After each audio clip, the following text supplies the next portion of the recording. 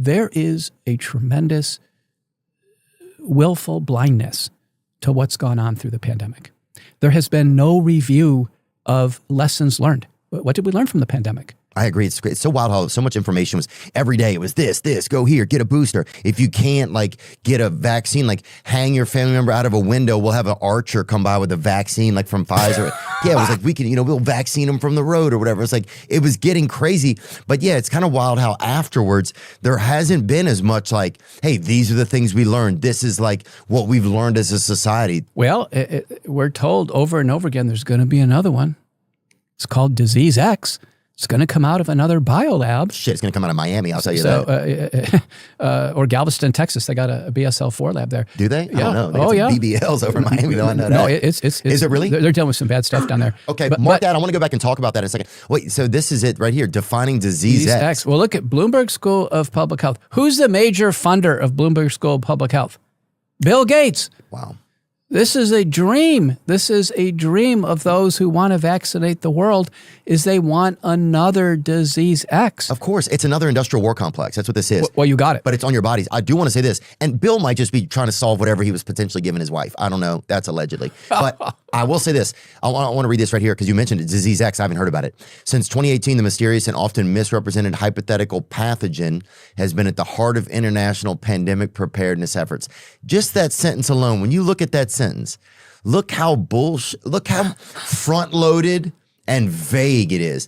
Since 2018, this mysterious, often misrepresented hypothetical pathogen has been at the heart of international pandemic preparedness efforts. We're so prepared for something that's super vague. It's just you can feel it setting you up for something. Well, let's go to CEPI, the Coalition for Epidemic Preparedness and Innovation. It's founded in 2017 by the World Economic Forum and Bill Gates.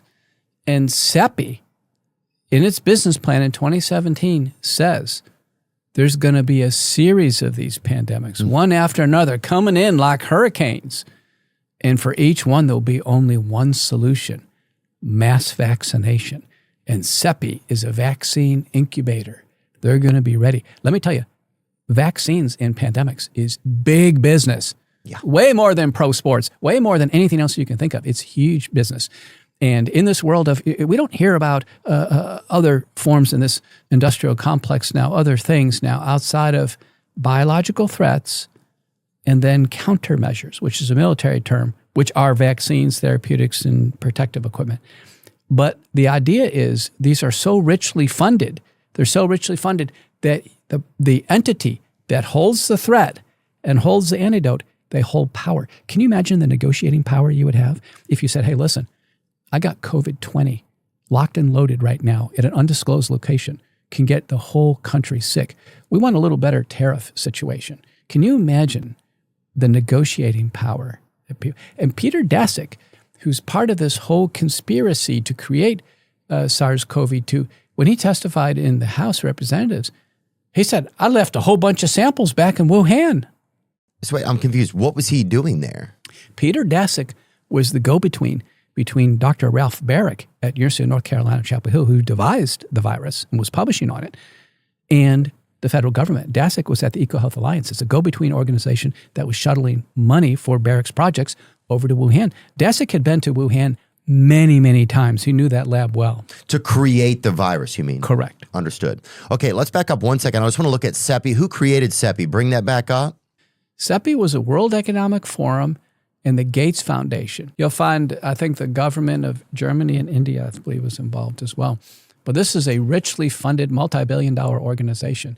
You just can't imagine how big these I can totally. You look at the industrial war complex, and now you start to see it's the industrial medical complex, right? That's the new one that really seems like it's sprouted over the past 20 years. Correct. Right here. CEPI is the Coalition for Epidemic Preparedness Innovations, a global organization focused on accelerating vaccine development. Okay, sorry. It was created in 2017 through a partnership between the governments of Norway and India, the Wellcome Trust, and the Bill and Melinda Gates Foundation. Yep. And go back to Disease X. I want to just read what it was really quick. By the way, CEPI's got a big Disease X section. They have a whole white paper on it. Wow. Disease X is a placeholder concept that refers to a pandemic pathogen that has not yet been characterized. How vague is that? Like, hey, it exists, but we don't know what it is exactly yet. but we have a vaccine for it. Its purpose is to encourage proactive thinking about pathogens that could cause a pandemic. Oh, so Disease X isn't an actual disease. It's a plan? It's a plan for a disease. So Disease X was SARS-CoV-2. It was a planned disease. Got it. And here we are. It was a plan. And, in my first book, Courage to Face COVID-19, we expose CEPI and what we call a biopharmaceutical complex. You called it a bioindustrial complex, same thing.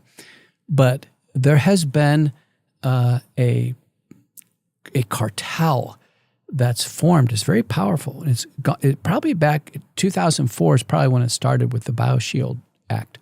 But it includes the World Health Organization, the World Economic Forum, Gates Foundation, Wellcome Trust, the Rockefeller Foundation, CEPI, Gavi, Unitate, all these organizations, all organized to essentially plan for, create pandemics, and then respond to them. And that's how COVID-19 ultimately, it's essentially known now. This was not a spontaneous thing from nature. This was planned. What's the number one piece of evidence that makes you feel like it's known that it was planned? Well, I think the best source of all of the evidence is Peter Bregin's book, COVID-19 and the Global Predators, We Are the Prey. I wrote the introduction for it.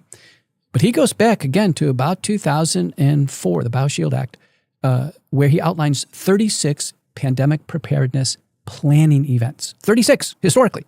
He's got a wonderful timeline. And of those, 24 provide written documents. You can just read them, including one of them's the PrEP Act in 2005, which says there will be a pandemic and we will have one. 2005, that was a Bush administration, HHS said, listen, we're going to have one. And when we do, we're going to have countermeasures. And when we roll out these countermeasures, you better take one. And there is a complete freedom of liability. But 24 of them provide written evidence, and then 6 of them are filmed. You could just go watch them. So was he kind of a whistleblower, do you feel like? Or He was a whistleblower back in the days where essentially Prozac wiped out consultative counseling psychiatry overnight. He wrote the book Talking Back to Prozac. But COVID-19 and the Global Predators, it has the best timeline. Now, Robert F. Kennedy wrote a book about the real Anthony Fauci. He's got